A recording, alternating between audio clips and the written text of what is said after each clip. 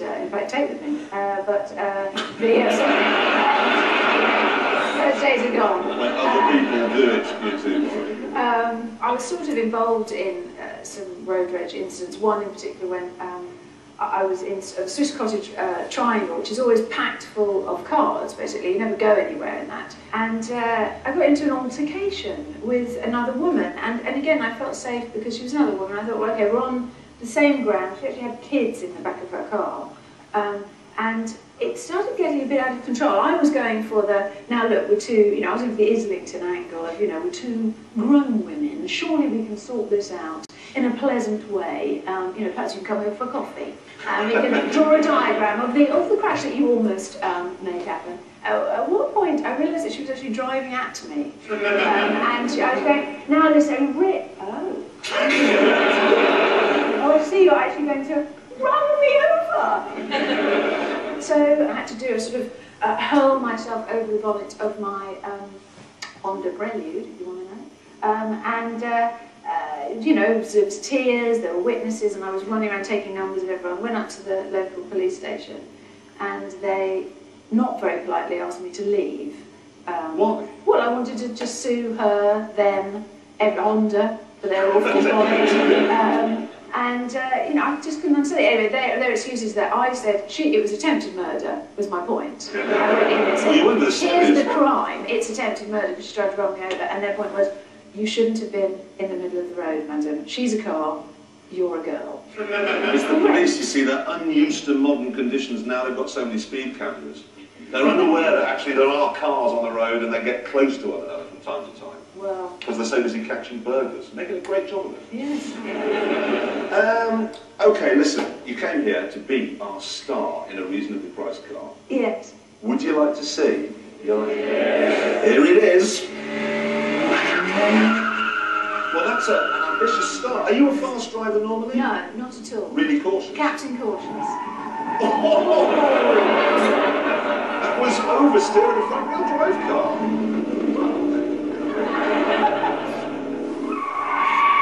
Too fast through there. It's really not like a virgin.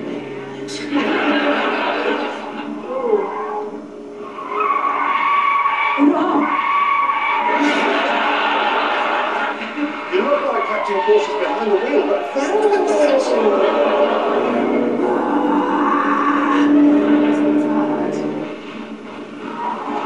From your language, which is poor, your driving's very good. Last sentence. Oh, you're off. That's on the grass.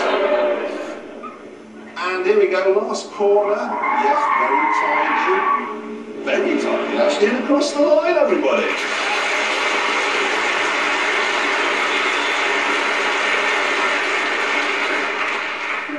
How was the steak? Was he nice to you? Oh, I love the steak. Was he nice? He was more than nice. He was more than nice. Because he said that when you first started going round, you were doing it in, and this was your first few laps, 2 minutes and 4 seconds, which is Whiteley-esque. Right. Not the worst, but not something you can go home tonight and shout about, frankly. 2 minutes, 4 seconds.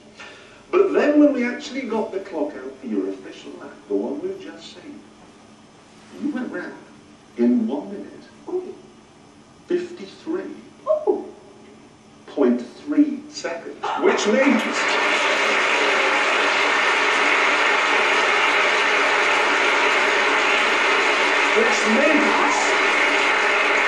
you're faster than Tara, who's had a lightning jet since she was 4, in fact. You are actually... This is a can I say, I'm up further than that. Have I done it wrong? Yes. I've done it completely wrong, look. You're absolutely right. Me. You're as fast as Vinnie Jones.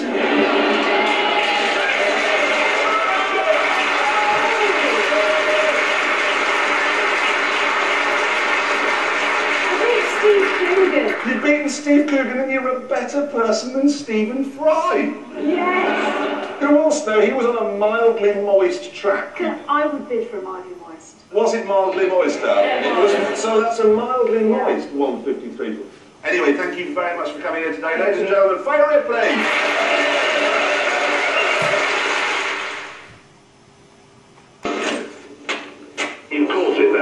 accelerating up to 200 miles an hour and leaving you behind in a dust. Will you get 200 miles an hour out of your head? The train does not go 200 miles an hour. 186. That's not as fast as a DB9. It's a lot faster than you're going to be going. Enjoy your trip. I think I'll have another bottle of Diet Coke now. Yeah, we'll maybe order the wine as soon as we get underway. Talk to you later. Bye-bye.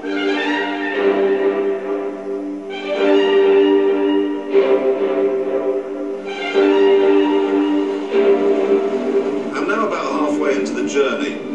No backache, I'm not uncomfortable, I'm not tired, my ears aren't bleeding. So this car is as comfortable as an Aston should be. One thing I cannot stand about this car's big brother, the Vanquish, is its flappy paddle gearbox. It doesn't work and it breaks all the time. And that's because the paddles are attached to a manual gearbox, whereas in this, they're attached to a 6-speed automatic. You don't get a gear lever, nothing at all. All the gears are selected by buttons on the dashboard, so you push D and then it's a completely normal automatic, just like any other auto you've ever driven. However, when you pull one of the paddles, like so, it changes down. Pull it again, blips the engine, drops it into third, and then you're off! Like a scalded cock!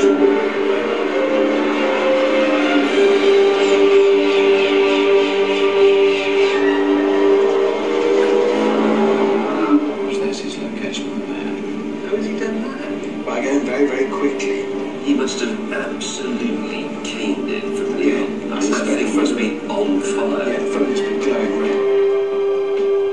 This gearbox works. Can you hear it? Double D clutching. Oh, in an auto!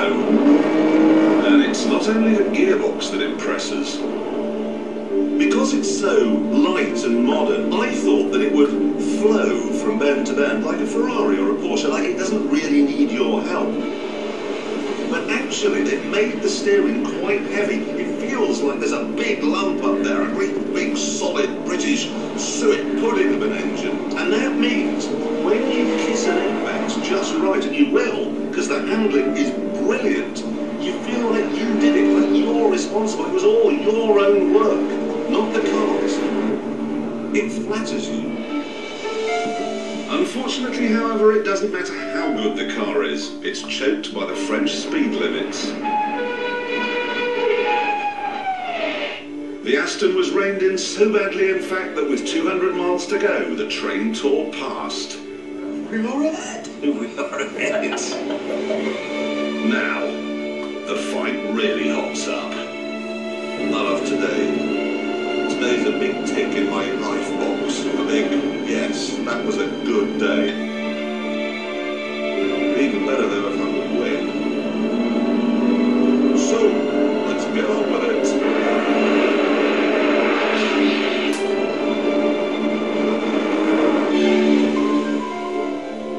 I have just one slim chance.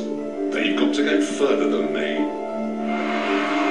They're on a train which is going to wiggle around now, going where it wants to go, not where they want to go. Me, on the other hand, I am proceeding directly, no more fuel stops, to Monte Carlo.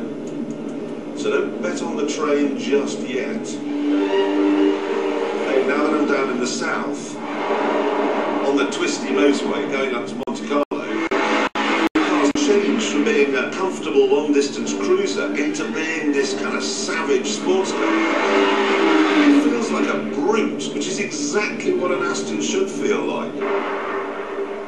With 100 miles to go, the train slows down along the coast and the gap is starting to shrink. And at Nice, even though we're just 15 miles from Monte Carlo, we need to make another train change. Stop pacing now in the car. I don't just like this car. Love it. Right now, Jeremy's going.